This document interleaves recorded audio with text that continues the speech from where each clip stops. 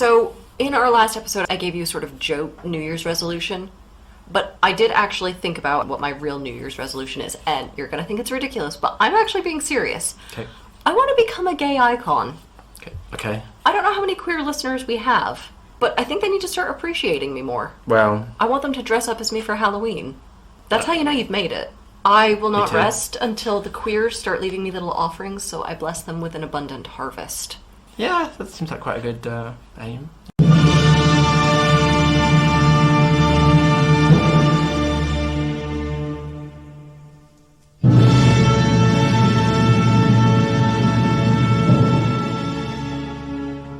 Welcome to Save Me From My Shelf, a literature podcast where we take classic tomes off their pedestal to make you less anxious about reading them.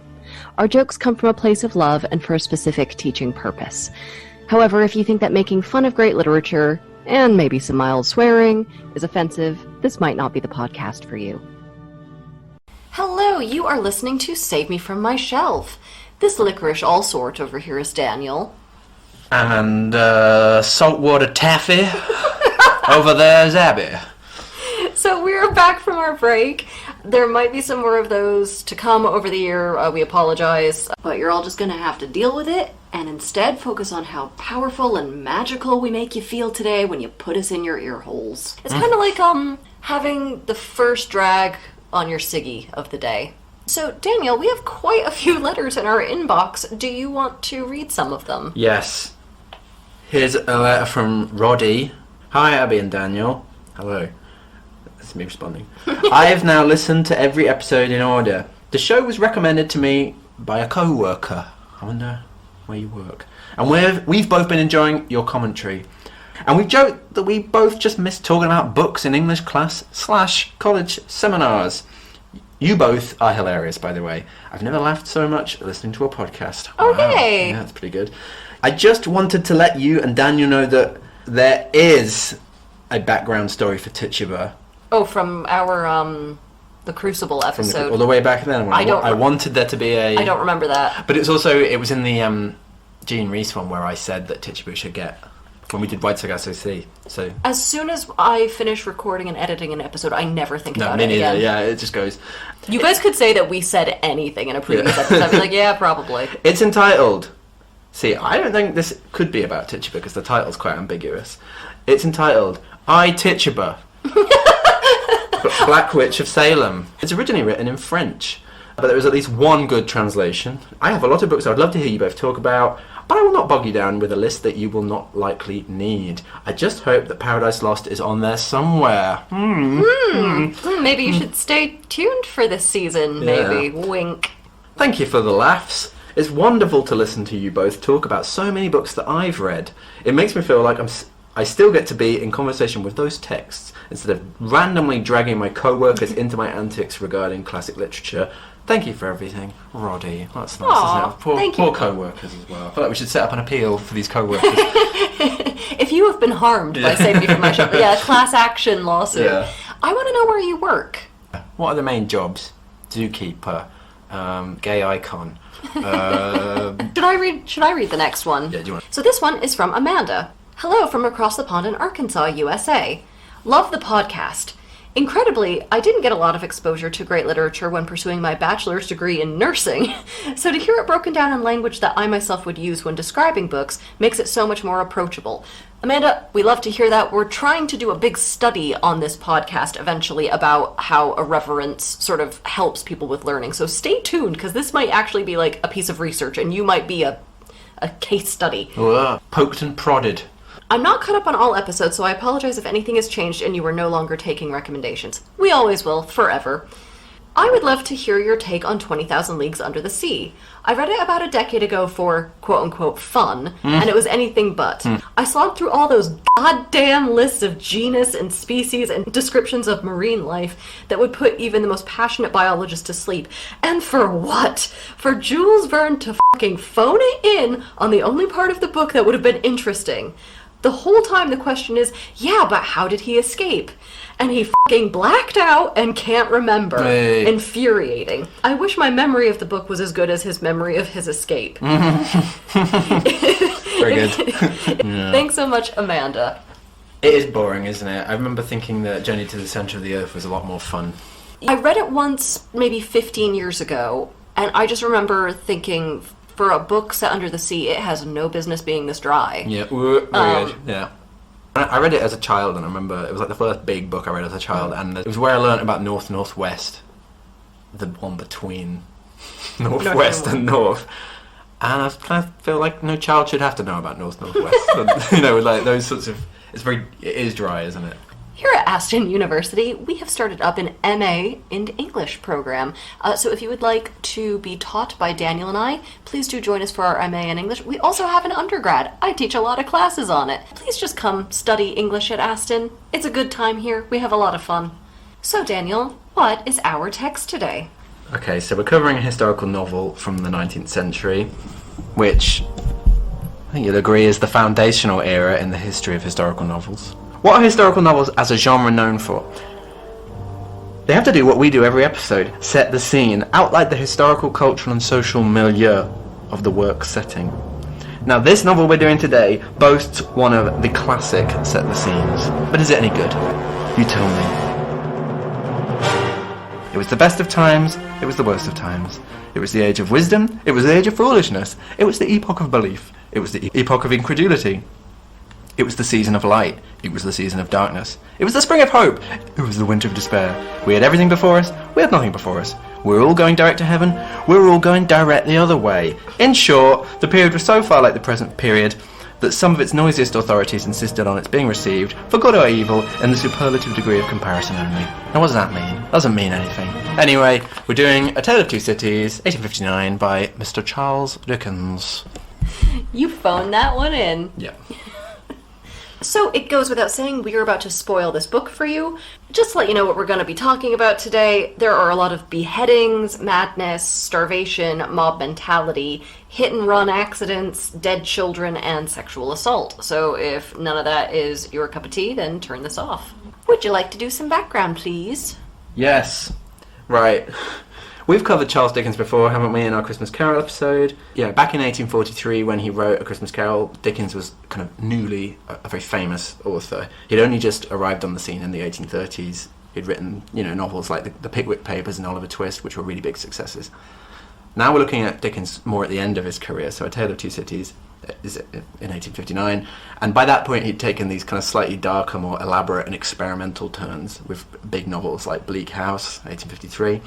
And after Two Cities, he'd only complete two more novels, Great Expectations, 61, and Our Mutual Friend, 65, before dying in 1870.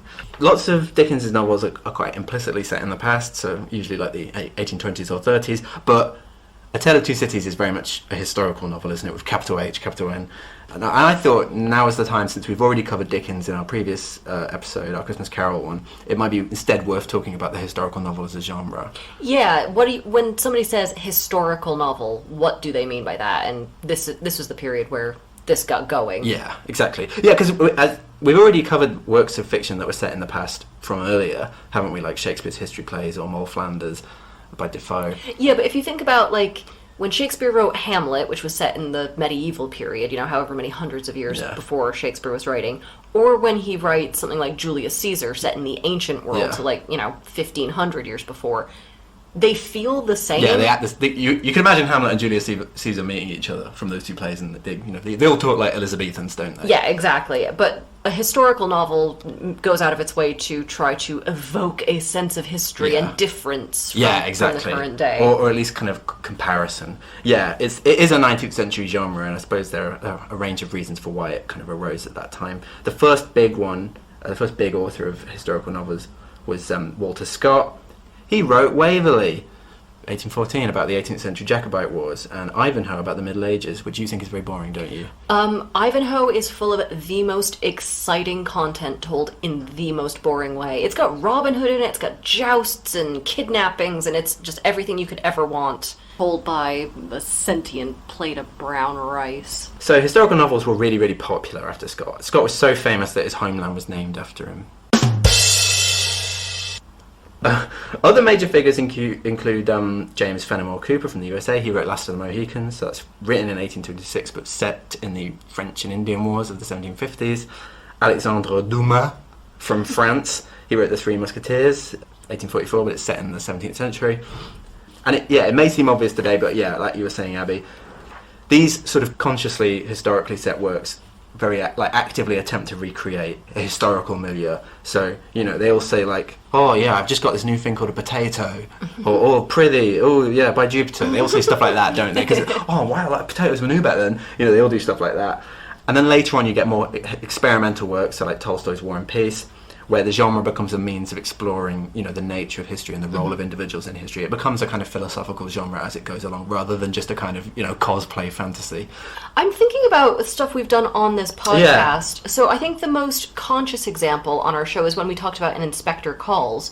So that is a play that is set in the 1910s, but it was written in the 1940s, right? And it's the 1940s looking back on. But then, like, we sort of compounded that because we talked a lot in our episode about the 1990s version that was looking back on the 40s, that was looking back on the 10s. Yeah. But we're recording it in 2022, looking back on the 90s. You know, so these things can sort of compound, you know, and it's all about what is this period saying about another period. That's the great thing about historical novels, isn't it? Is they tell us as much about the period in which they were written as they do about... I was thinking also Things Fall Apart is a good kind of revisionist historical novel, isn't it? You know, looking at all these kind of colonial adventure novels from the 1890s and saying, let's look at it from maybe the other side. But also that's one that's sort of ambiguous because he goes out of his way to obscure when it's set. Yeah. So, which is part of the appeal, actually. Yes. Yeah. But I think this is why people struggle to read A Tale of Two Cities, particularly. Like, of all of Dickens' work, I think this one is the one that people kind of wrestle with the most, and I certainly did. Because today we would sort of read Dickens when he writes normally and think, oh man, this guy talks in kind of an old-fashioned way. Because he does. He's writing, 150 years ago. And also he's, like, incredibly mannered in his style, isn't he? Yes. But in this book particularly, he's on purpose taking an extra, super-duper old-fashioned, affected, historical tone. So he's already trying to write, like, in a prithee forsooth kind of way. Isn't it? Yeah. So that already compounds the stuffiness of, his original writing style. And, I really struggled with the first few pages of this book, I thought we were going to have to cancel this book pull it from the list, because I couldn't grapple with it. There are some bits where I'm just like, what was that? It felt like nothing. If you stick with it, once Dickens gets out of his own way and focuses on what he does well, which is, the actual relationships and people having organic conversations with each other, then there are parts of this that get really good. Yeah. But man, those first couple of chapters were hard going. Yeah. Okay, and I just want to end on one final note before we begin our recap, because I'm worried that Dickens scholars are going to listen to this and get really mad at us. We only have an hour to cover this book, so we actually cut out the Jerry Cruncher character entirely. I wasn't told. And the spies, Cly and Barsad. We just don't have time. You can deal with it. There's going to be a few Abbey Crunchers out there, aren't there? Because they're cross with you, and they're going to crunch you. That's rubbish, sorry. Just know that there's a prominent secondary character named Jerry Cruncher, who turns up a lot, and he's important thematically, but for the purposes of the plot, he doesn't do shit. When you're listening to this, just keep imagining that there's a character called Jerry Cruncher just sitting in the corner. Fill him in wherever you want, and wherever you think it needs another character. Put old Jerry there. Yeah. He won't mind. Okay, let's, he won't mind.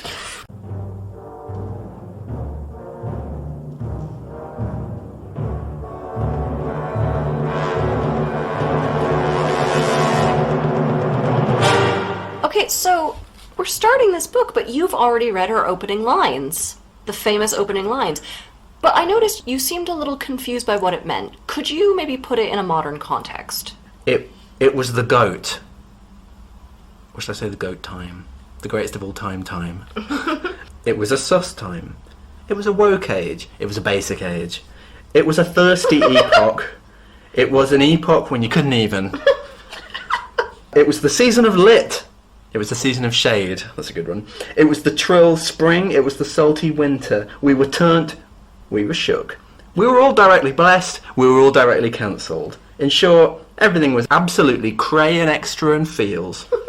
A bit like now. So that's my attempt at talking with the young people. You know about them. Do you feel dirty? I feel dirty. Yeah, I feel a bit weird. Yeah. This was funny because I got a lot of this vocab from sort of websites for parents. I was like, some of it, I was like, even I know this is wrong or this is passé. So anyway, yeah, it's 1775. America has just declared its independence. France is this tyrannical kingdom with chaos on the horizon. And British society is just a sort of, you know, a bit of a chaotic thing. An arms race between highwayman and hangman is Dickens' general sense of the period.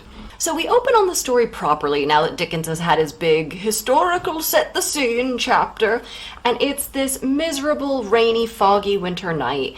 And Dickens, he doesn't just paint us a scene, he uses a fucking roller brush. I completely zoned out in this bit. I like this bit.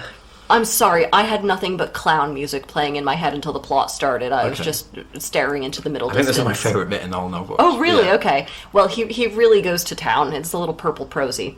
So a rider comes up on this struggling mail coach in England, and if you remember from our Moll Flanders episode, this was the period of highwaymen who were essentially, you know, road bandits. So everyone in the carriage is terrified of this rider coming up, and it's all very gothic, and the mail coach's guard has a gun trained on this guy, and it's, you know, it's all kinds of tense.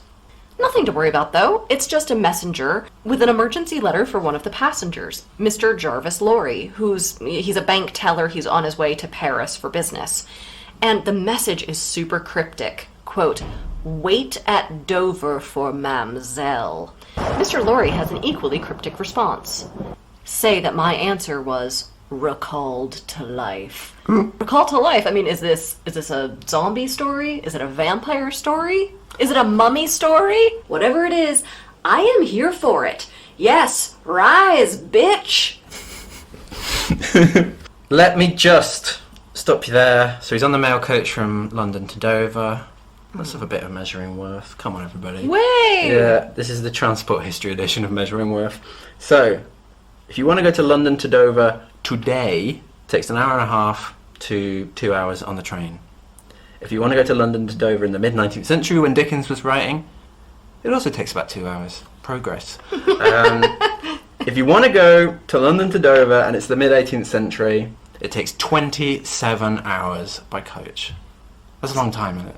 That's a very long time, but I'm a little perturbed. Measuring Worth has 4 parts, famously. What would I do?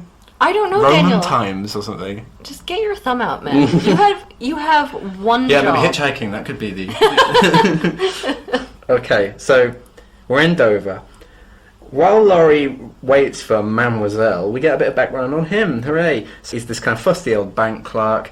We also get some background on Tellson's Bank, his employers. So it's this venerable old establishment with branches in London and Paris. The two cities? Yeah. Mademoiselle arrives. It's Miss Lucy Manette. She's one of your kind of classic Dickensian golden-haired innocents, isn't she? She's young, she's hot, she's blonde, she's blue-eyed. She has got, Dickens tells us, a fabulous forehead. She's basically my twin. Right. So we learn from their discussion that Lucy believes herself to be an orphan. She's from France, and she was taken into the care of Tellson's Bank. I'm sorry, her stepmom is a bank? Yeah. So now, bombshell dropped, it transpires that her dad, a client of the bank, is not dead. Tiny Tim, who did not die. In fact, he's been in prison, and now he's been released and found alive in Paris, and the pair, they're in Dover to go and retrieve him. So Lucy, she's trying to process, she's grown up as an orphan, as this ward of a bank, which is a super weird situation. She's trying to process that her dad is not dead after all, but he's just actually been doing a few nickels in the big house. Some teams. Then Mr. Lorry drops a second bombshell. Not only is your dad not actually dead, he's also gone a little bit mad when he's been locked up in the Bastille. Lucy faints at this because she's one of those chicks who faints a lot. And all of a sudden, a giant red woman bursts through the door wearing, quote, a hat like a great Stilton cheese. Nice. I mean, she busts into this novel like she's the goddamn Kool-Aid man coming through a concrete wall. And she fist slams Mr. Lorry into the far wall, and you might think I'm exaggerating, but I'm not. She is one folding chair away from being a pro wrestler. Turns out, this is Lucy's governess and lady companion, Miss Pross, and she is here for blood, but it's all a misunderstanding. Lucy's fine. She's just so upset about poor Papa, who's gone mad. Hooray. Did they have folding chairs in the 1770s? In the early days of WWE. Yeah. Alright, I was thinking like a milking stool or something. Cut to Paris. This is one of the most famous scenes in the book. So we're in the streets, and it's just full of poor, starving wretches, and a barrel of wine falls off a wagon and smashes in the street. The people are so hungry that they go into a bit of a frenzy, and they drink wine out of little puddles in the street, and they sort of lap up the wine with the mud until every last drop is drunk. And some joker says, "Hey, that looks like blood." So a little foreshadowing more in there. I think so. A lot of these people also work at the local mill, which is such hard physical labor that Dickens keeps making the comparison that the mill not only grinds flour, but it grinds the workers into premature old age, and it's very, like, on the nose. The children had ancient faces and grave voices, and upon them and upon the grown faces, and ploughed into every furrow of age, was the sign hunger. It was prevalent everywhere. Hunger was pushed out of the tall houses in the wretched clothing that hung upon poles and lines. Hunger was patched into them with straw and rag and wood and paper. Hunger stared down from the smokeless chimneys and started up from the filthy streets that had no offal among its refuse of anything to eat. Hunger was the inscription on the baker's shelves. Okay, so like on and on and on, right? Yeah. It's so mannered, isn't it, the way this book is written? Yeah. Well, but I was thinking that's actually a good way to get a little literary term in there. Go on, yeah, hit me. So that is called anaphora, when you start a sentence or a line with the same word and you use it over and over again. And this is to hammer home sort of emphasis and to show the prevalence of the thing. So here, obviously, hunger is coming first and it's relentless. And anaphora is designed to provoke an emotional response in the reader. In terms of this book, this section really sets up the case for like why the French Revolution happened and to give us sympathy for the poor no matter what happens in the rest of the book. Yeah. So I think he really hammers it home here. We're introduced to the wine shop's proprietor. He calls himself Monsieur Defarge. He has such hunger, he could fall in the apples at any minute. Right, so yeah, why was I on about falling in the apples? So, for some reason, I don't know why Dickens does that. He wants to try and, like, show that the French are not, like, the same as the English by kind of literally translating a lot of French phrases into English. So, like, instead of saying his name is Monsieur Defarge, it's like he calls himself Monsieur Defarge. Mm-hmm. Because je m'appelle, I call myself. Yeah. Well, explain the fall in the apples thing. What is that in French? Tomber à la pomme. So it's faint. Okay, so in French, tomber à la pomme means to faint, but it literally translates as I'm going to fall in the apples. Or is it tomber dans la pomme? I can't remember now. Tomber dans les pommes, I think it might be that. But anyway, yeah, it means literally to fall in the apples, but idiomatically it's means to faint. Okay, and so Dickens is like giving us the hyper anglicized version to show. Yeah. I know French say. But also like, they're not like us, but you know, you don't actually have to read French to understand that. You know, I think that's what he's doing. It's ridiculous anyway. I don't like it. It makes them all sound like kind of weird, sort of slightly broken robots, doesn't it? But then that's France, isn't it? Anyway. The times are bad. If only we could have a blow of state, he thinks, and get rid of the king. But, you know, anyway, Defarge, you know, can't bother about things like that because he has a U-turn up, which, brackets, rendezvous, with an Englishman. And here he is. It's Mr. Lorry of Tellson's Bank with Miss Manette. I like that they're having a breakfast Pinot Noir before going to get her dad. That's the, you know, the savoir-vivre, isn't it? You know? When in Rome. Yeah, exactly. It turns out that Lucy's father, Dr Manette, has been living upstairs in Defarge's garret since being released from the Bastille. Yeah, the Bastille, the famous prison. He's rather wizened. He doesn't even seem to know who he is, and he's working as a sort of cobbler, shoemaker type thing. I don't know if there's a difference there. All he can say is his old address, 105 North Tower. In the Bastille. We're also introduced in this part to one of the more famous characters in the book, Madame Defarge, Defarge's sinister wife. And she just sits in a corner, knitting incessantly and keeping a beady eye on everything. And Monsieur and Madame Defarge clearly have, like, a lot more going on. They're not just these humble wine shop owners. All the sort of men who come into the wine shop kind of wink at Monsieur Defarge, and they all call each other Jacques in this code name thing. And also in honour of the Jacquerie. You know, the peasant revolts. Something shady is afoot. But never mind. Lucy and Dr. Manette have their big reunion scene. You know, father and daughter reunited. And it's just nauseating and saccharine, and I hate every second of it. He's the one who Mr. Lorry is quote-unquote recalling to life. I don't know why we need all this stupid cloak and dagger it's bullshit. ridiculous. It's really silly. So Mr. Lorry and Lucy decide to take poor, crazy Dr. Manette back to London and give him a new start in life after like 20 years in the Bastille. So 5 years later, we are in London. And Mr. Lorry, Lucy, and Dr. Manette are in court as witnesses to a treason case. So it's a strong opening on the UK. They're in Newgate Prison, aren't they? I don't remember. No, they're in the Old Bailey. It was a little Moll Flanders joke for people who might remember that Abby confused Newgate Prison and the Old Bailey repeatedly. Well, clearly you have. Yeah. Sorry, I need to. How long have you been sitting on that one? You just. Well, I told you that in the first place. It'll come up again. It'll come up again. Yeah, here's my time to shine. I'm like the French peasants. I'm very resentful. I need to just end this podcast. Free myself of the shackles of my own devising. Right, so back in the day when they went to the wine shop, they picked up the dad, they made the crossing from France to England to get Dr. Manette the fuck away from the Bastille. And on the boat, there was this hot young French guy named Charles Darnay. And look, okay, this pains me because Charles Darnay is a super himbo, but he is so dull, and it makes me really sad to give him He's one of your boring himbos. The beloved sound effect. Boringified, the sound effect 10%. How do I do? So Charles Darnay chatted up Lucy on the boat. Long story short, England and France were at war at the colonies, as they always were in the 18th century, and Charles Darnay, who has business in both England and France and travels back and forth a lot, is under suspicion by the English government of being a spy, potentially. So the punishment for being found guilty of treason at the time is being drawn and quartered, which is a pretty grisly death. And everyone in court has sympathy for Darnay, no matter what the evidence, because he is simply too hot for capital punishment. Lucy gives testimony. She's called to the stand, and she's so upset that she might accidentally incriminate Darnay that she faints. And the whole court is in awe of her beauty and her delicacy. I really, really hate the way Dickens writes Lucy. Yeah. As my dad would say, this really chaps my ass. I think that's something we can all agree with.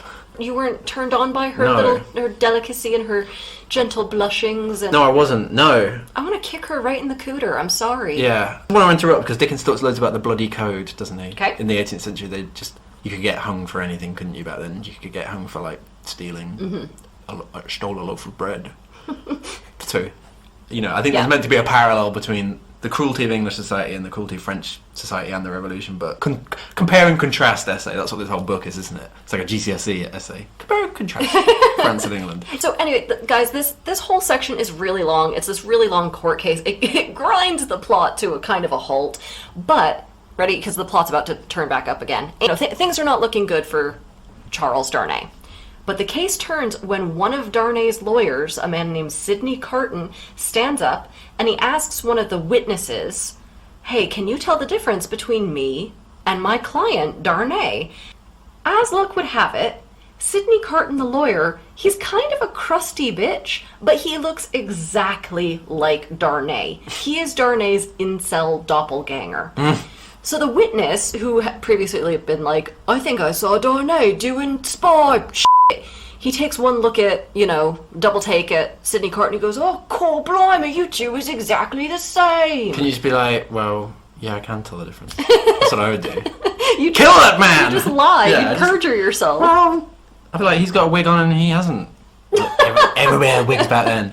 Carry on. So it's a rubbish case, is what I'm saying. This is a rubbish case because, first of all, the witness and the jury are just noticing this now. I keep thinking that. Carton's been working this whole case, but this is the first time it's twigged. Like, you guys are you're identical. Yeah. So Darnay gets acquitted because if two people look kind of alike, neither one of them can ever be guilty of a crime, I guess. And Darnay just gets all the fucking breaks in this book, let me tell you. He's just sort of... He's jammy. He's a Chad. He's God's own quarterback. He's a Chad. He's a Mormon Chad. Yeah. He's that sort of vibe. Whereas Carton is a Mormon what's the other one? What are the non-chads called? Beta cooks, I don't know. Yeah, I don't hang around those sorts of circles. I'm exclusively in Chad circles. Well, maybe Sigma, actually. If you say you're a Sigma, you can't be a Sigma. That's the rule, isn't it? You're trying to loophole your own masculinity? I don't know, yeah. This feels like, you know how theater kids have all of those bizarre rituals for if you say Macbeth in the theater, and then you have to like spit 3 times and run around outside counterclockwise or whatever. I feel like you are doing that with your gender and sexuality right now. All right. You're just confusing it enough until you believe the curse is lifted. Who's the queer icon now? Don't you dare steal that from me! I will kill you! Well, I will put you in the ground, motherfucker. I will hunt you down like a dog. Pretty aggressive. Oh my god, I'm the Chad. Yeah. We've gotten off track. Let's get back to the plot, please. So, after the trial, Lucy, she seems a little too pleased that Darnay will be okay, doesn't she? She's very pleased. I wonder why. Anyway, Darnay and Carton, the two lookalikes, they go for a sort of celebratory meal/piss-up, although it's primarily Carton, you know, who does the drinking. He's drinking for 2, isn't he? I think this is one of Dickens' best scenes in the book, actually, and it's one that nobody ever thinks about, but he's dropped, by this point, all of his fake historical novel shit, and he's doing the thing that he's actually good at, which is character building and interaction. So, yeah, we've got Darnay, he's this squeaky clean French tutor. Carton, he's weird, isn't he? He's brooding and complex. Tell me more. Yeah. Say it slow, Daniel. Well, he's a brilliant lawyer, but he's also put upon by his pompous business partner, Stryver. Stryver takes all the credit. There's this whole bit later on, isn't there, about how Carton's like a jackal, Stryver's the lion who gets all the glory. Gets the glory. And let's not forget, Carton's a drunk. He's depressive. He's a drunk. Yeah. The prefab I have here is Sidney Carton's birthstone is rock bottom. Hey, he's not really a complex character. I don't know, you're still selling him. I don't care if he's completely hollow inside, as his name would belie. You wouldn't appreciate this, but I think he's a bit like Jess in Gilmore Girls. I don't know who that is, I refuse to learn. Well, just this kind of, you know, I've got an attitude, I'm a bad boy, but there's actually just nothing there. So, Carton resents the wholesome doppelganger that is Darnay. I think there's this implication that both of them fancy Lucy as well, isn't there? Okay. Yeah, I don't care. I don't care about these two. 2 shallow people, one who knows he's shallow and one who doesn't. Which one is which? Yeah, well, yes. There's a little love triangle brewing. I know it's a male fantasy to have a 3-way with twins, but Lucy is the one that's very close to realizing that. She could get that action. She could feminist hero. She could fulfill Austin Powers' checklist from Goldmember. Oh, yeah. Something a bit highbrow for the listeners there, thank you. I think just 2 or 3 times per season we need to work Austin Powers, and it was very formative to my development. Yeah, I can imagine, yeah. It was big. So, cut back to Dr. Manette. He's sort of recovered from his bout of insanity, and he is now a practicing physician again. But he's still mentally very fragile, and he still holds on to his shoemaking kit. He takes it to bed with him, doesn't he? He, like, cuddles it. You know. Did I miss that, or does he actually? No, he's always like he's kissing his shoe and going like, no tongue, and things like that. That's a shoe joke. It's a bit of shoe banter there.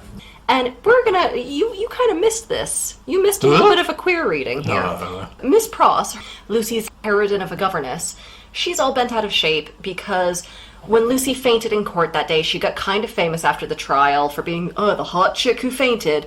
And now Miss Pross says hundreds of suitors keep dropping by the house to, quote, take Ladybird's affections away from me.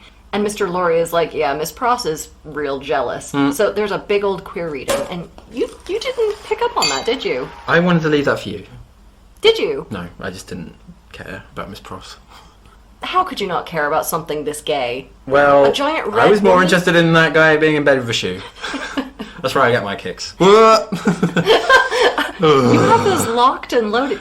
Do you have a list of shoe-related puns? No, it's just It's just I've natural. discovered this. It's about myself. You're a true vaudevillian, Daniel. I'm a showman. So... You're also distracting from my queer readings. Carry on, yeah. It's not my fault my queer readings are so good. It's like a Geiger counter that lives inside me. So that night, Darnay shows up at the Manette's house, and jealous Miss Pross starts a jangling and a twitching at his appearance, and she says, I just have to go inside because she, quote, has a fit of the jerks. Basically, a jerk has shown up and she's having a fit. Fit jerk. He is a fit jerk who showed up. Sydney Carton also shows up, and she gets another fit of the jerks. I thought I'd just let you in. Well, different guy. Oh, yeah. So, I don't know about the supposedly hundreds of guys that are coming to court Lucy, like she had said, but really it is these two dudes who hang around an awful lot.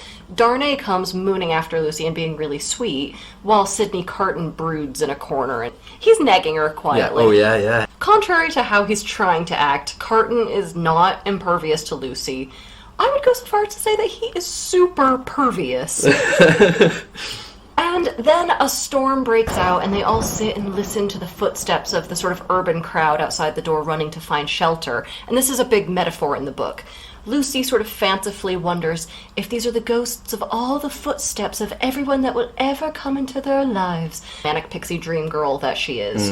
And Sydney Carton says a lot more grimly, he wonders if this is, you know, a sort of portent of a large crowd that might impact their lives before long. The mob of the future. Yeah, foreshadowing that, hard. please. Yeah. Can we have a little... Because there's a bit where it says, those were drinking days and men drank very hard about Carton. Mm-hmm. Can somebody come up with a measuring worth for units consumed between 1780, 1860 and now?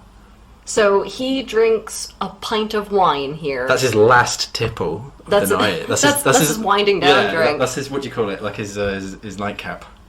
So, we're back in Paris. We're in the suite of some kind of powerful unnamed aristo. He likes hot chocolate, doesn't he? He has 4 servants solely devoted to its preparation. And the narrator kind of has this... typically Dickensian way, has this very elaborate way of saying that if he only had 3 servants attending the process, he would have dishonoured his family, and if only 2 servants, he probably would have died. You know, this guy needs 4 servants to make his chocolate. It wouldn't make sense to have any less. That's the point, isn't it? I wish we saw more of this guy, to be honest. Yeah. I want to see his house. I bet he has some big old Liberace-ass pool. Yeah. Like, I was really fascinated by this character, but we don't see him for very long, but it's supposed to be indicative of the excesses of the aristocracy in France. Dickens tries to avoid... He never actually names any major historical figures, does No, he? Yeah, no. He doesn't even name the king. Anyway, so this guy has tons of hangers-on and cronies, and these are all just sort of poshos who benefit from this guy's patronage. One of these acolytes, however, has fallen out of favour with this grandee. That's the Marquis de Saint-Evremond, and this Marquis is like, screw this guy, I'm going home. He gets in his big carriage, and it zooms out of Paris with little regard for the local street rabble. I mean, the vibes in this are, like... rich dude about to get a DUI in a giant Hummer. So anyway, soon enough, this carriage hits a child. The locals, including one Monsieur Defarge... I've heard of him. Yes, yeah. They're royally pissed off. Or should that be republicanly pissed off? Oh, Daniel, you're so droll. That's a prefab. The Marquis is also cross. He's like, it's extraordinary to me that you people cannot take care of yourselves and your children. One or the other of you is ever in the way. How do I know what injury you've done to me horses? Yeah, suck it, Cracker Bones. Yeah, your kid's head left a dent in my car. Look, I'm not here to finger point Daniel. Who's to say who's to blame in this situation? He tosses the child's father a coin. Monsieur Defarge has to hold back the dead kid's father from beating the Marquis's ass. And Defarge says, quote, "Look, we're so miserable and hungry, it was better for the child to have died in a moment without pain than to have continued to suffer for another hour." No, thanks. So the Marquis overhears this and he's like, "Oh, I like the cut of your jib, philosopher. Have a coin yourself. Don't spend it all in one place, sugar tits." But before the Marquis can drive off, that coin that he gave Defarge is chucked back through his carriage window, and that mortally offends the Marquis, who is very rare in his generosity. So he looks out the window to see where Defarge has gone so he can have him punished, but he's vanished. In his place is a dark woman who gives the Marquis the stink eye while knitting incessantly. Yeah, so Dickens doesn't like the Ancien regime, does he? Even if later on we'll see he doesn't really like the revolutionaries either. He's a moderate. So the Marquis, all pissed off now, he drives to his country estate and he has some more interactions where he's really horrible to the grieving, suffering poors. So the Marquis really does not seem to sense that there is national trouble a-brewin', and the prefab I have here is, you know, for a man who probably has 400 rooms in his mansion, he should maybe learn to read one of them. Very good. So the Marquis, he's back in his pad, he's annoyed. He asks one of his servants if a Monsieur Charles has arrived yet. We only know of one other man named Charles in this novel. Darnay. What? The hot, dull class president. The Josh Hartnett of Ashton Kutchers. Does that joke make sense? No, but I liked it. But what could Darnay want with a horrible aristocrat like this? Sure enough, Charles Darnay shows up, and it turns out that he is the Marquis's estranged nephew. Darnay's dead dad was the Marquis's twin brother. Can we pause here and say what is up with twins and doubles in this? There's loads of like very conspicuous parallelisms, like even in motifs and stuff, aren't there? I don't know. Well, we'll talk about this in the analysis. We're not so different, you and I. It's a bit like that, isn't it, France and England? So Darnay and his evil uncle have a tense, if very lavish dinner because these two have baggage. Add in a Culkin making a masturbation joke, and this would be a scene straight out of Succession. Long story short, Darnay is a secret French aristocrat who fancies himself a bit of a man of the people. The prefab I have here is, he's the Michael Caine of Bob Hoskins. So he's given up all of his titles and wealth and moved to England to teach a bunch of ungrateful university students. Me too. Yeah. Darnay says he doesn't want to be an aristocrat and that the Uncle Marquis best attend to his spiritual condition and right some wrongs real quick, because things are about to get ugly. The Marquis says, quote, "My friend, I will die perpetuating the system under which I have lived." You sure will, f***o. So Darnay gets very like, "You're not my real dad, I'm going back to England," and he leaves. The next morning, we pan to the Marquis in bed with a knife driven through his chest with a note that says, quote, "Drive him fast to his tomb, from Jacques." With Jacques, of course, being the shady name that Monsieur Defarge and all of his sketchy buddies used to call each other in the wine shop when it seemed like they were up to some shit.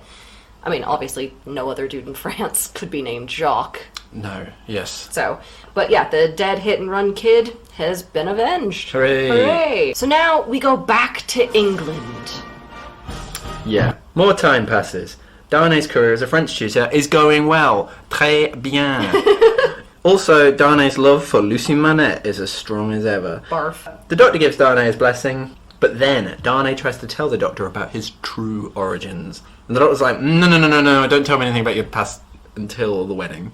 Yeah, I too prefer to get all of my information only after I've made huge life-changing decisions. Yeah, and then so Dr. Manette, he clearly knows that he's just given his blessing to somebody, doesn't want to know the info, something's probably up. I'm gonna go hammer my shoes because I'm having one of my spells and need to cobble the crazy away. I'm having a fit of the cobbles. Yes. So, Darnay makes the move sort of off camera, doesn't he? But Lucy's pleased about it.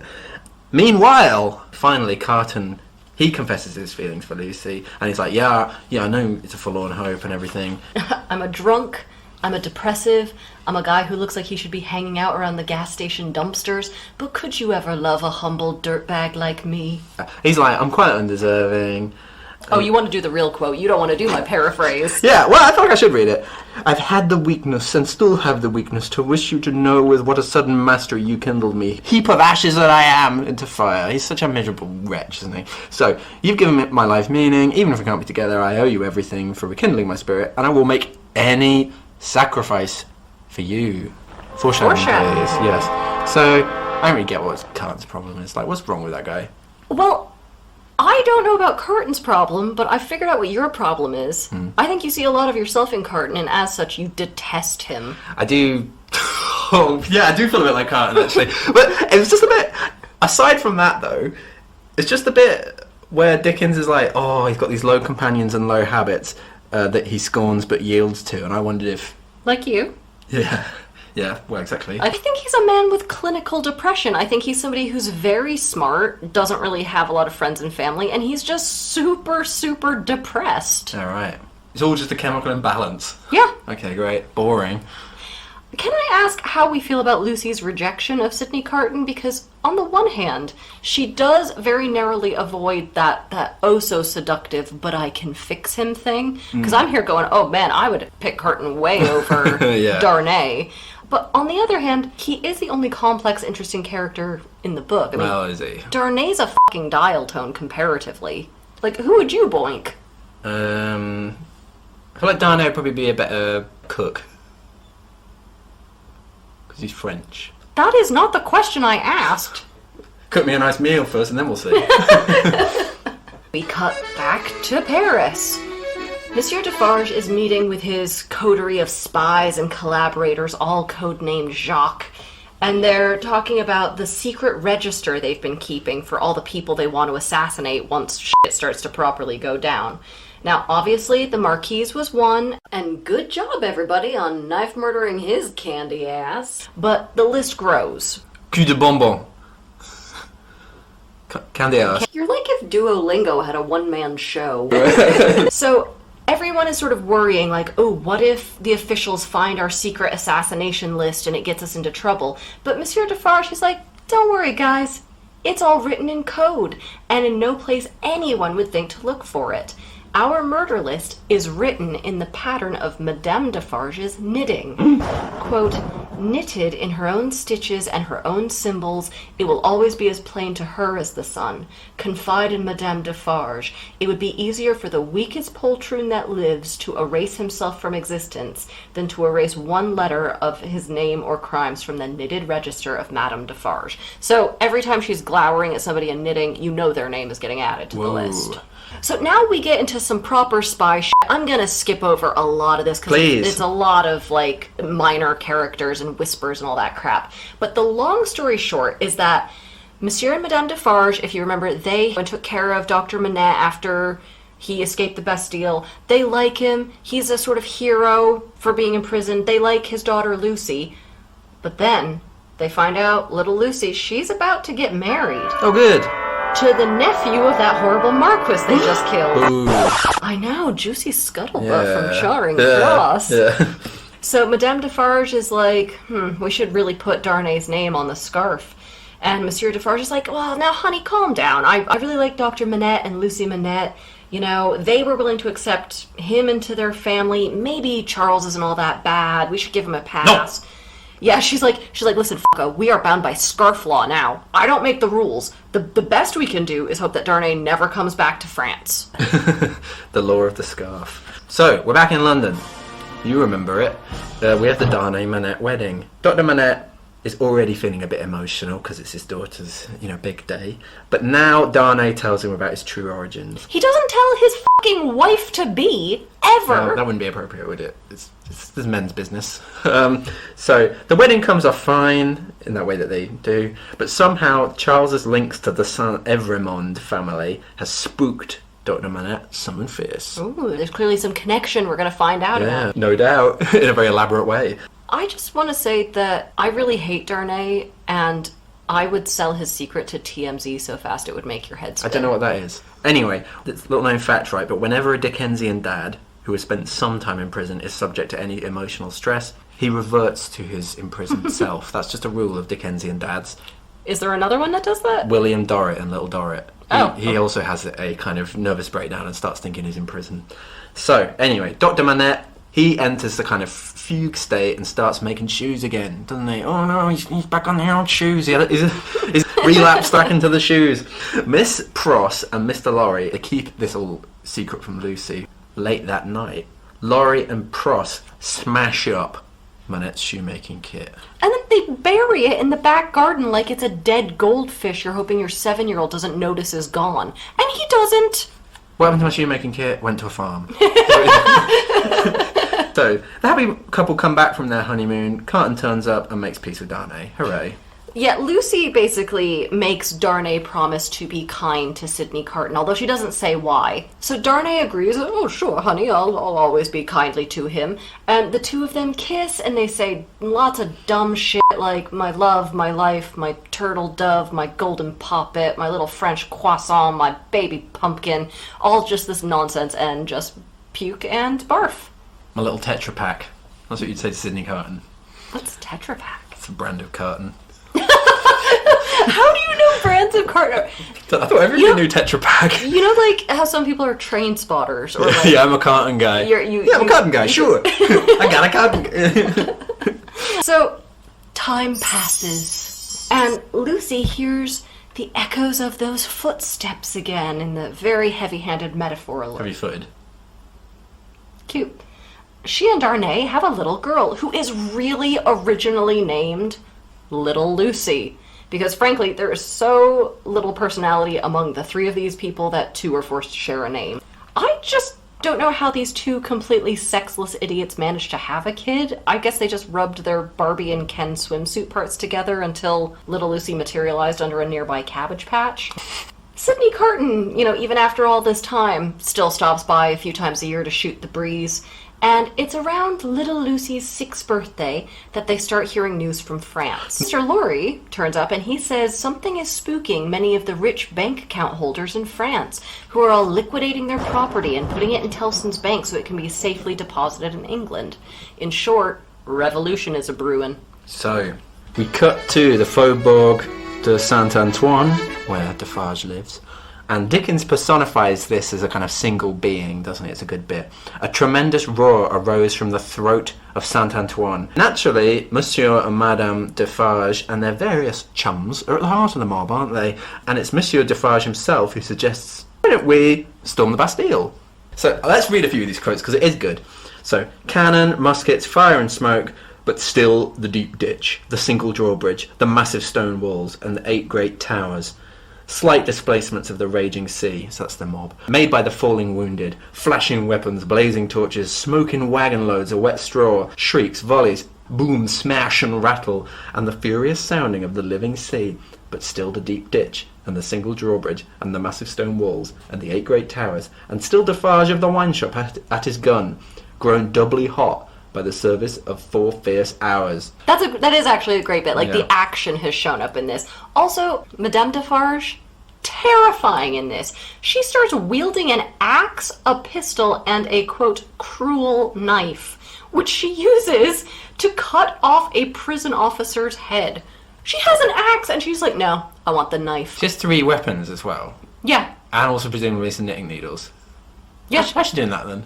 She's like an orangutan. Well, I mean, you got the knife between your teeth, you got an axe in one hand, the gun in the other. Also, the gun only has 1 shot. I imagine she had some kind of some special pistol, one-man band pistol rack that she can kind of I don't know. Anyway. What, like Dick Van Dyke and Mary Poppins? Yeah, I'm imagining a sort of like a really violent Dick Van Dyke, if you will. So anyway, the Bastille is surrounded, it's not broken, but it surrenders. And the mob completely raid the place. They're looking to rescue prisoners and find evidence of the cruelty of the Ancien Regime. Defarge, he makes a beeline for 105 North Tower. Do you remember that? It's the cell of his old friend, Dr Manette. What's Defarge up to going to Dr Manette's old cell? Probably nothing. Don't worry about it. Revolution is afoot.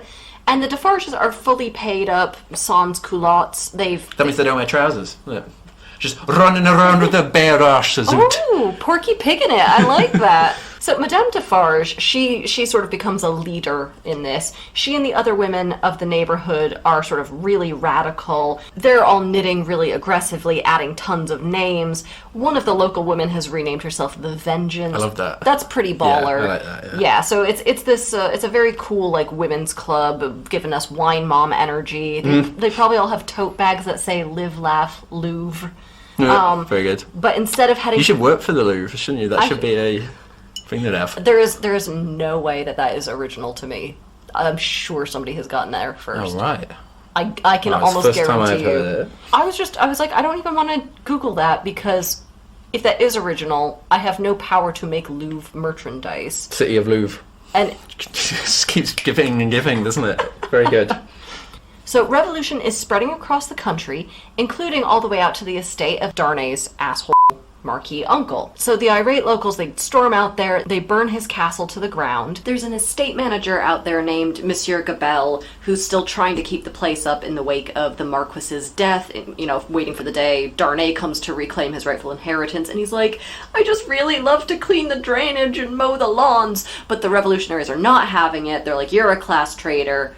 Come with us, friend. We got a prison cell with your name on it. Dickens zooms over the early years of the Revolution to 1792, the start of the New Republic, and things are getting so bad that even Tellson's bank think they might have to shut down their Paris branch. Oh no.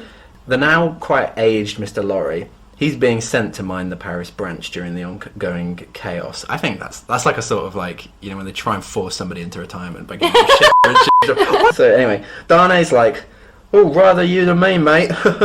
Now, let me just open this letter from my family's faithful old retainer, Monsieur Gabelle. I wonder how he's doing. Oh no, he's in trouble with the revolution. He's been put in prison. Darnay's like, well, I might as well go to France too now to rescue Gabelle, but I won't tell anyone because I'm such a bloody good bloke. I mean, but in fairness, how would you sell that to your wife? I'm actually an aristocrat. You're a Marchioness this whole time, a Marquise. Yeah. He'd have to sell that like Oprah. We're all going to Père Lachaise! Yeah, exactly, yeah. Finally, we're on to part 3 of the novel, which is the main bit. This is why you're here. Yeah. Like, you're here, you know. You're really here for the There's a lot of crap in the You're here first for the last 2 parts. pages. Yeah. Really. Yeah. Anyway, Darnay, he's crossing France. It's kind of shit, you know, like it always was, you know? Because revolutions don't change things. Remember, that moderate stuff does. So, although everybody in France is like corrupt and drunk and everything, they're also very, very vigilant when it comes to national security. Can you imagine how awful that is? The drunks who are hyper vigilant. Yeah, I can't believe there's 2 of you.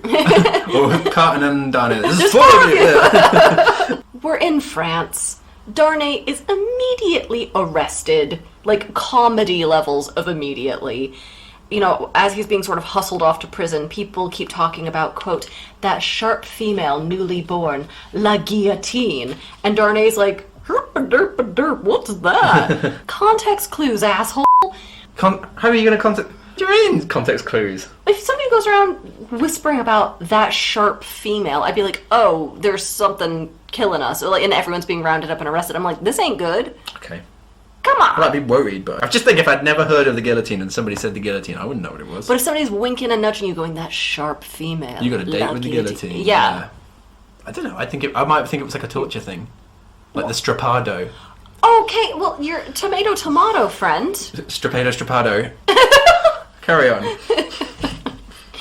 So, meanwhile, Mr. Laurie, who, you know, just 2 days before retirement, he's trying to wrap up his banking business and get the hell out of Dodge. And he just about chokes when he sees Lucy and Dr. Manette turn up in Paris, the absolute last place they should be. So they got Darnay's note, and they followed him immediately, you know, before he could get hurt, but Laurie's like, oops, too late, he's in prison, and you guys should, like, get out of here before the same thing happens to you. Dr. Manette, though, he doesn't go to pieces and start cobbling like he normally does. No, he gets a little bit of his old pizzazz back.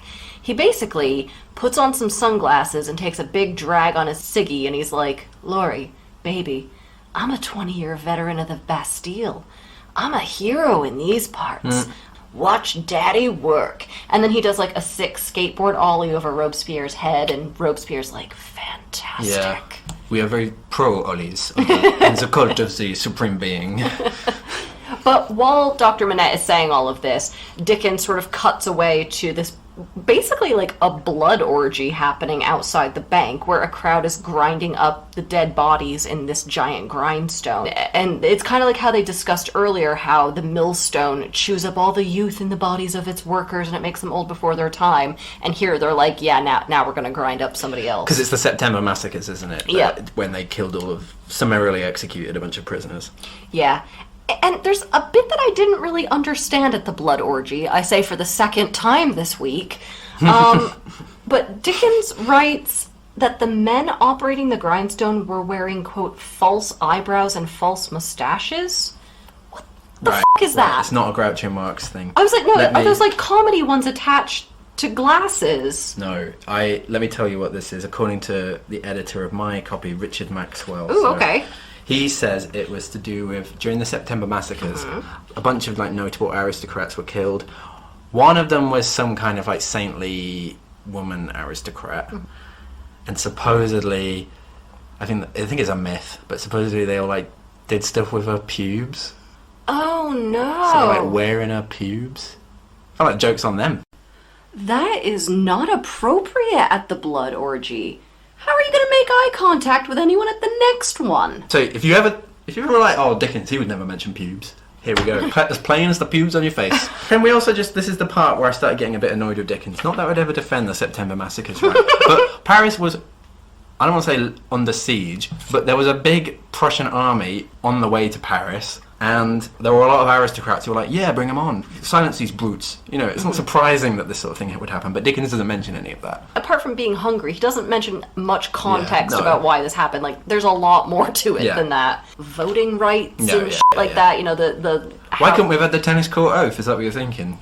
Well, but you know what I mean? Like, it's such a multifaceted thing, and he's like, these people got a bit peckish and murdered everyone. Yeah. Can we also just briefly say, this actually comes up a bit later in the book, but it's probably worth mentioning now, that the Manettes bring Miss Pross with them to keep working as their servants, but she doesn't speak any French.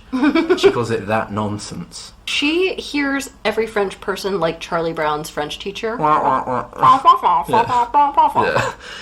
Manette goes to the prison and stays with Charles for 4 days, you know, trying to get him out of jail, trying to pull some strings, you know, because he's like a celebrity.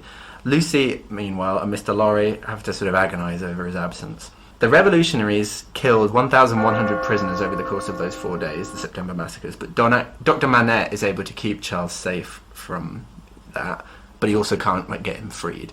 More time passes, and we get a few more grand narrative bits, don't we? So this covers the execution of Louis XVI, the Revolution of Canada, the war, the levée en masse, and Dickens does it in his kind of nice bombastic ways. So we're in the reign of terror proper, and we get this entertaining introduction to the guillotine, the true heroine of the piece.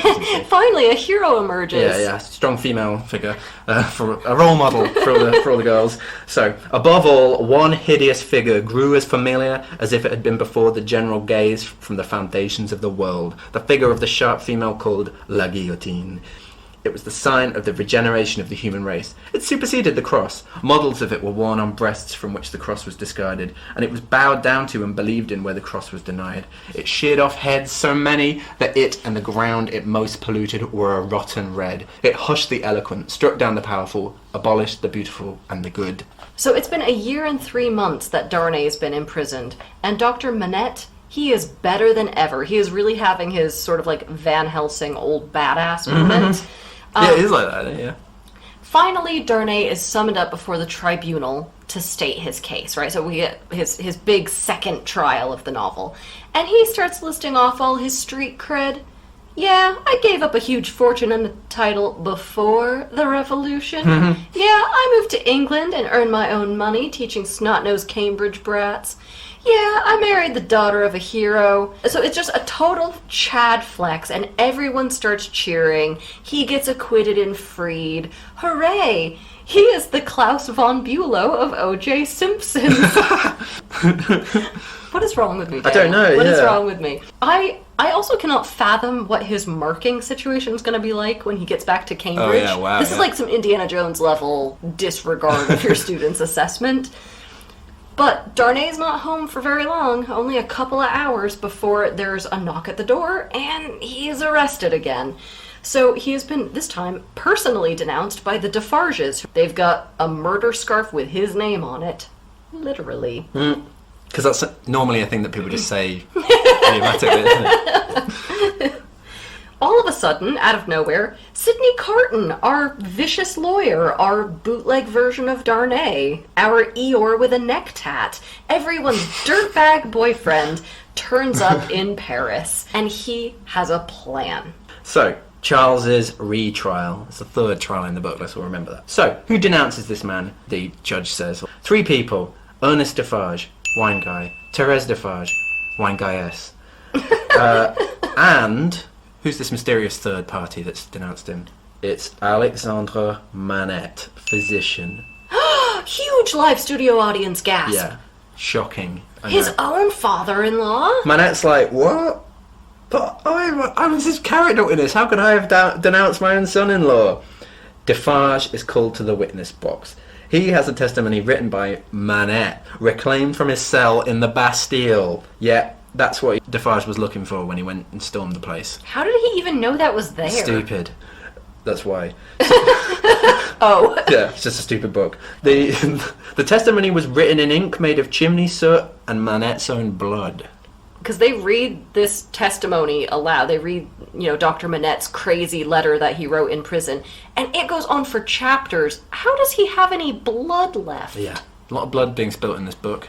And unnecessarily, I might add, because I didn't want to have to read all of this at the fucking 11th hour. Oh my god, this goes on for so very long. long. Okay, so Daniel, can you bottom line this shit for me? Because I don't got all day. That's not in my nature, but I'm going to try to. So, yeah, very long story short, Charles Darnay's uncle raped a peasant girl back in the day, and they kind of sort of, the hired goons came and kidnapped Dr Manette, who back then was like a famous young doctor, to try and heal her. But she died anyway. They also killed the brother who defended her, and the brother gives his little story within a story that goes on a long time. Yeah, and we're like, come on, cut to the chase. Why would you write in that way? She died anyway, the boy dies, and Manette gets thrown into the Bastille by the Marquis to just hush it all up. Here's the kicker, everybody. Here's the buteur. Manette ends the letter by cursing the Saint-Evrémonds and all their descendants. Yeah. So, i.e., that's Darnay. That's even Manette's own little granddaughter, Lucy. That's legally binding, I think. a curse written in soot and blood. A trauma-laden therapy exercise written 30 years ago. Write a letter that you're not going to send. Yeah, it is like that, isn't it? So, the Revolutionary Tribunal, I think that's cool. The mob, they're braying. So, Darnay's condemned to death, and quote, within 4 and 20 hours. So, I just don't really get Defarge's motives, because he's like, obviously he hates the aristocracy, but also he likes Dr Manette, and Dr Manette wouldn't want to kill his son-in-law. So what's going on there? I mean, Madame Defarge has a real Lady Macbeth quality, so I sort of was under the impression that... It's more her fault. And he's being being swept up in all of this. So Carton is like, okay, yeah, there is no way this ends well. We have to get the hell out of France tomorrow. So he meets Mr. Lorry and he arranges some travel plans.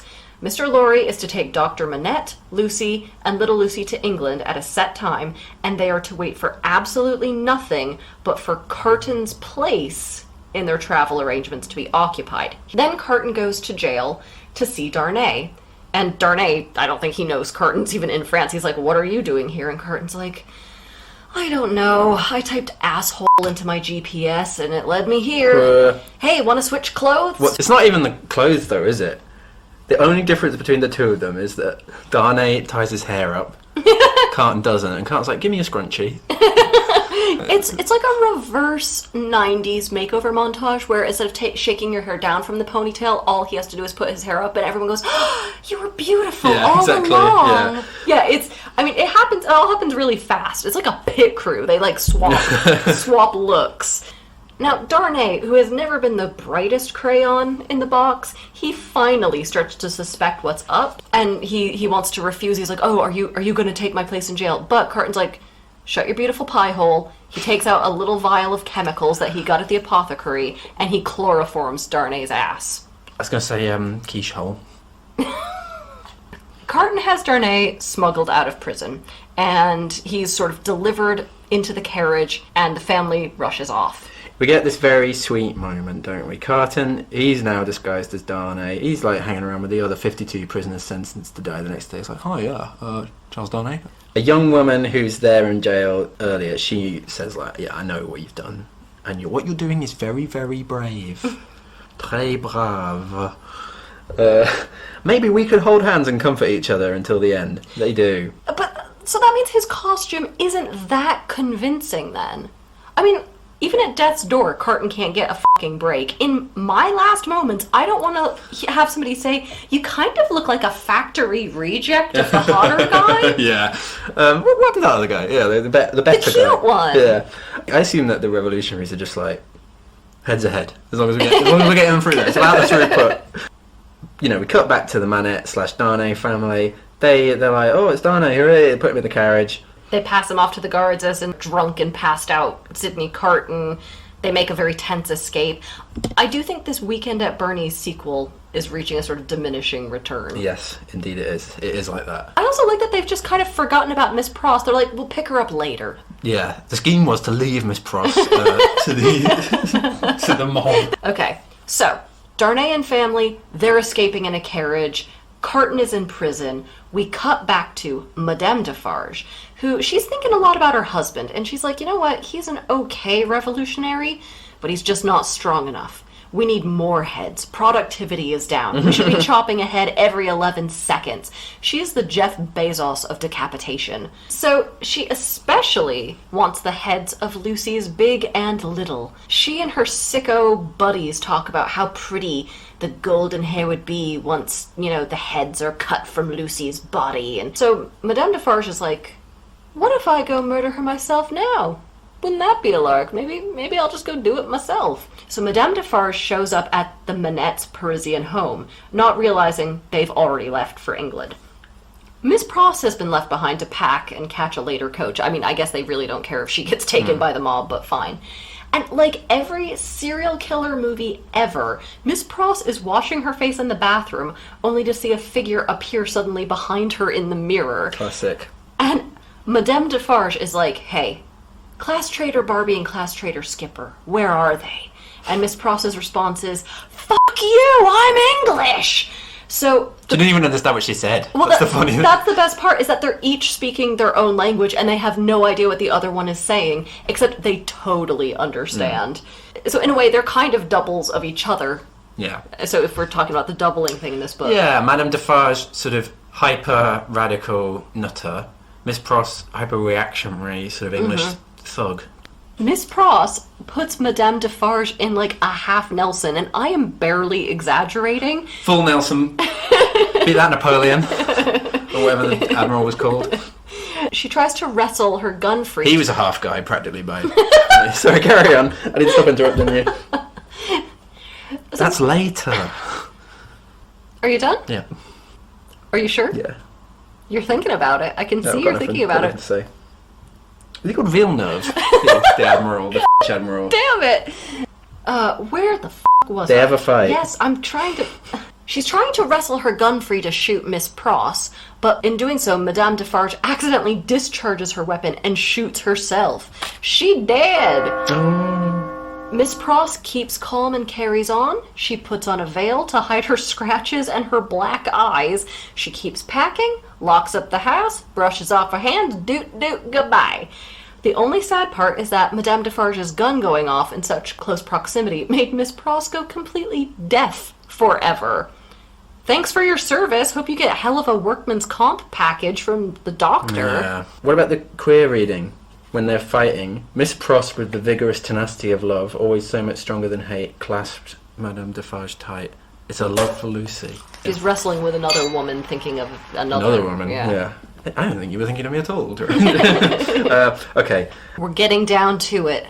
It's all been leading up to this last chapter.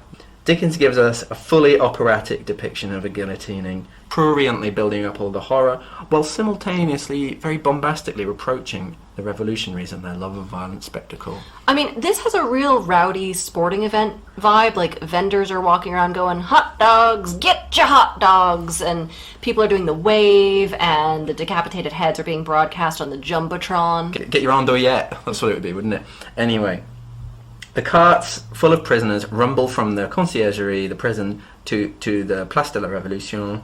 Carton, alias Darnay, alias Saint-Evremond, I thought that was interesting, all the kind of everyone having these new names, is aboard one of these carts. The very dangerously politicised knitters are all there to see this aristo brought down, except Madame Defarge. So, UAL asks the vengeance. It's not like Defarge to miss an execution, we know where she is. She did! Exactly. So Carton's neighbouring prisoner, this girl, this young seamstress, she's bewildered by her impending death, but she's all like, oh, it must be for the good of the people. It's all very, she's so deluded and naive.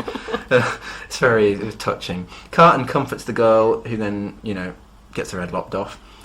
It's all very, and effectively, I might add, manipulative. Yeah, he's actually really good at this. Like, we put up with a lot of crap to get to this, but I was like, ooh, yeah, Dickens, manipulate. Yeah, exactly, yeah.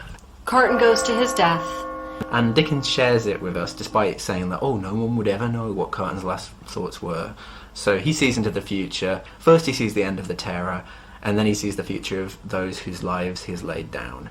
Let's read the whole bit, please. Quote, "They said of him about the city that night that it was the peacefullest man's face ever beheld there."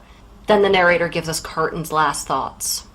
"I see Barsad and Cly, Defarge and the Vengeance, the juryman, the judge. long ranks of the new oppressors who have risen up on the destruction of the old.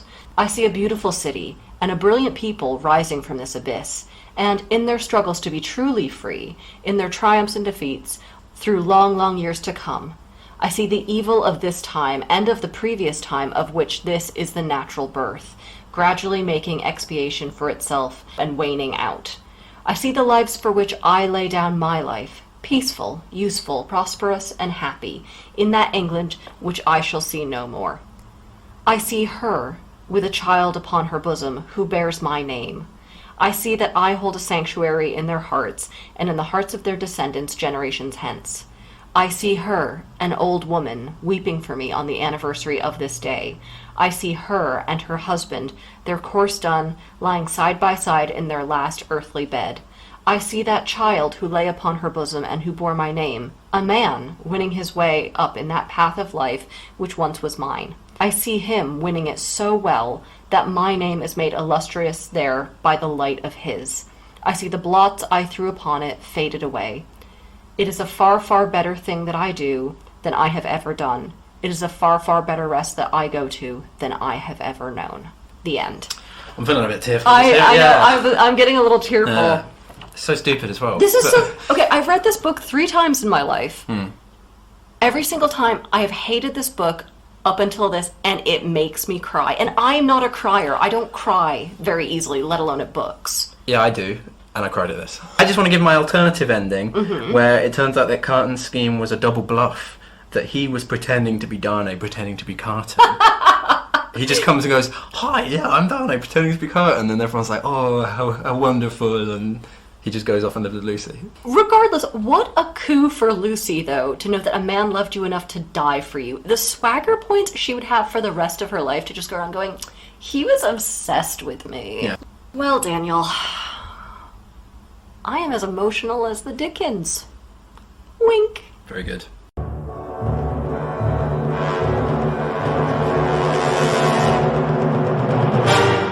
Would you like some casting? Yes, please. Stop. If you don't have one person playing Carton and Darnay. No. Good. Carry on. Okay. I really struggled with this because... Stop. Arnold Schwarzenegger and Danny DeVito as Carton and Darnay. I tried watching... Is it Twins? Yeah. I tried watching it and I couldn't make it more than like 10 minutes in. I was like, this movie is terrible. No, but put a couple of wigs on them. Period drama it, and you've got a classy piece. I really struggled with this because the bad parts of the book are really bad and stupid, and I don't want to replicate them in a film, but the good parts of this book are so good, and I was trying to figure out who could take away all the bullshit and enhance the good stuff. So I don't want any of the gore or the hyper-sentimentality. What I want instead is a sort of creeping dread of a landscape very slowly changing around you, and the sort of very complex, realist conversations that people have. So I'm going out on a really crazy limb here. Great. I want this to be a 1970s hyper-realist Peter Bogdanovich and Polly Platt movie, like Targets or The Last Picture Show or Paper Moon. And it'll have Sybil Shepherd as Lucy, because she can play an ingenue without being annoying. And as our lookalikes, a young Kurt Russell as Darnay and a young Jeff Bridges as Carton. Because they do look alike. They look alike. Wow. Yeah, that is a good one. But just that very sort of like reserved, stilted, very naked sort of film. And now for our segment, Bad Goodreads Reviews. You know what else was a romance story with a love triangle set as a period piece? Pearl Harbor. And I can't really separate the two now. God, I hate Dickens. God, I hate Michael Bay. 1 star. Fair enough, yeah. Dick man, I assume they mean Dickens, would just not shut up about that girl's forehead. Also, it was way too long, probably could have been like 200 pages if he wasn't such a greedy bastard. Anyone who likes it is not a bad bitch. Sorry, I don't make the rules. 1 star. Puking face emoji. 1 star. Yeah. Let's do some analysis. Doubles. France, England, Paris, London, Darnay, Carton, 2 Lucys. And don't forget the Miss Fage. The twins, the aristocratic twins. Yeah, 2 trials, 2 legal systems, the Bloody Code and the Terror, 2 branches of Tellson's Bank. Nice. Best of times, worst of times, all those dyads. So what's going on there then? What's that for? The obvious thing is to sort of say, it's because they're so different, and then the slightly less but still pretty obvious thing is to say, but actually it's a way of showing they're not that different at all. Which is that first paragraph, isn't it? It was extreme, but also... Not that extreme, yeah. It was the most extreme of times, it was the least extreme of times. Is that an extreme, though, to be the least extreme? It's a superlative, I guess. Yeah. It did read a little bit like the world's most boring Track My Ride account. Paris, London, London, Paris, Paris, Paris. Throw in another city. Come on. You had an idea that I want to talk about. Oh, yeah. Which is that, and I think Dickens could have done a little bit more to make this a little bit more hyped up, but the idea of the secret thirds, the secret trebles. It's not about doubles, it's about triples. Yeah. Because you have the American Revolution that they talk about in the beginning, and that's sort of, it's a little bit of a note through the beginning, but we lose a lot of it. Yeah, it goes after part one. The 3 trials and the 3 courtships of Lucy. And also the 3 personas of Darnay. Saint-Evremond, Darnay, and then Carton. I just felt like he could have amped that up a little bit because the doubles are so heavy. This was something we discussed in the 12th Night episode where there are doubles and trebles kind of trying to reconcile themselves to each other and they can't. And that worked quite well there, but here you're right. Dickens maybe could stand to make it a little bit more... It's almost too perfect, isn't it, just having the doubles work so consistently. You need that sense of a system being fated to collapse. It's a very insular book, despite going between 2 countries. It feels very claustrophobic. We're just stuck with... It's too self-contained, I mean, we get these great scenes of, the sort of mob stuff, but those are pretty few and far between, and it mostly sticks with the Defarges and then the Manettes, Darnays. That's a problem with historical novels, isn't it? That it's like... How do you tell the story, this very complex story? And for Dickens, it's just like, you're on a dark ride, you're just on a little, car watching, waxworks of the Storming of the Bastille, and you're like, ooh. Well, I had an idea, maybe, when Peter Bogdanovich comes back to life, when he's recalled to life, and he makes my film version, maybe they can fix this. But I had a better way of telling this story, a much scarier and more interesting and complex way, which is we never go to Paris, ever. It's only English people hearing what's happening over there, and you get a lot of the sort of the politicized press and the rumor mills and, and the sort of tensions, and maybe you hear stuff from Tellson's Bank, and... Yeah, that would be cool. It's I think that's a more interesting way to do it rather than these huge schisms, and then they mash up and you have Miss Pross wrestling the heroine of the revolution. It's a bit heavy-handed, isn't it? The comparisons are too strong. Should we maybe talk about that, in fact? Why was he writing this? Didn't he write a book before? Barnaby Rudge, 1841, is a much earlier historical novel about the Gordon riots. I think he thought this didn't come off very well and I want to give historical novels another go. Carton and Darnay, what's going on with them? What's the point of them? So, you think that Carton's just a pure figure of depression? A lot of people question what are they doing with their lives and what is the purpose of it all and what is the point. We can all probably get something out of Sidney Carton. We've all been there. I know what you mean. It just felt like a cheating thing in Dickens, where everything else is so interconnected, and we didn't even talk about all the kind of missing brothers and ridiculous things like that. There are a lot of coincidences in this. And then you just got this guy that's just like... Yeah, I'm not really very happy. And, it just felt a bit kind of like, come on, you could try and think of a little bit more. Like, everybody else has a motive, and Carton just doesn't have a motive. But then I kind of thought maybe that was the point, and I was wondering, because Dickens also doesn't really have a very good sense of what the French Revolution was for, just a lot of people who were resentful, and everything went too far. And I kind of thought and this is in his other books as well, that sense just like of a kind of very primal need for sacrifice. It's almost like Carton is just born with a death wish. And it almost feels like France just has a death wish. It's just like people need to die. I just feel like there's this kind of it's almost like a Freudian thing, isn't it? Just that the force of death is there in Carton and in France. He sort of faces down the firing squad, as it were, when he confesses to Lucy, knowing there's no hope. I wanted to get more about Carton's dissipation. Yeah. Because it would make his sacrifice a little bit worth more if we knew why he was so dissipated, why he fell into low company, why he was a drunk, rather than just, like his name, I'm useful but hollow. Yeah. Yeah. Well, I was wondering that too. That's what I was wondering when it said the low company. Like, maybe another novelist would have shown him in the bordellos. Not even that, but just like, what does he, if it's sort of like seedy friends or something, if he's, what does he get from that? Yeah. And I think that's the key, is what is he getting from these moments? Even when he drinks. Yeah. We don't really get any sense of why. He is just Dickens trying to do a Byronic hero. But Dickens trying to do a Byronic hero is hilarious. like, what the hell's that? That's really funny. The Brontes are there reading this going, what is this piece of shit? Exactly, yeah. Put Carton in a room with Heathcliff and Rochester and, well, 2 guys are coming out of that room. The heavy-handed metaphors are classic Dickens, though, especially because some of them he used really, really well. I mean, not like the footsteps bullshit or all the recalled to life stuff. I mean, there's a, especially if we get into Jerry Cruncher, which we didn't talk about at all in the recap, he's a resurrection man, so he basically would go around digging up bodies from freshly laid graves to sell their corpses to medical schools. Yeah. And so, that, like, plays into the whole, like, brought back to life sort of stuff. I don't know, like, the metaphors here are really hit and miss. Like, I kind of think he just threw some darts at the metaphor catalog and is like, that'll do. How about some advice, then? Yes, please. So, you should always pay attention to when a text was written versus the time period it's set, because authors from all different time periods fetishize the past or try to comment on it the same way we do today. I mean, today it's all about, like, the 80s, 90s, and early 2000s. They're really obsessed with reliving that. That says more about where we are today than it does authentically about that time. It says more about Dickens's time. Stuck in a neoliberal hell. Is that what you mean? Yeah, go on, carry on it. So just, like, pay attention to that. Right. Our clue to the next episode.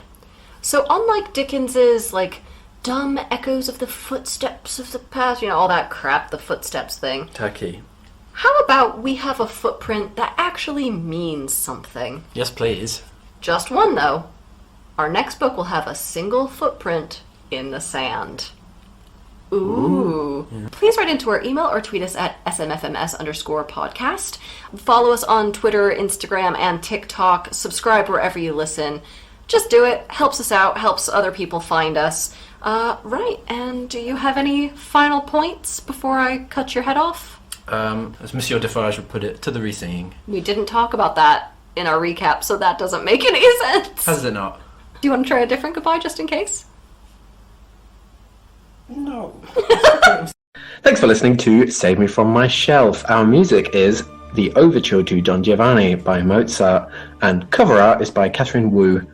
Our thanks to Aston University's Centre for Critical Inquiry into Society and Culture for funding the startup of this podcast.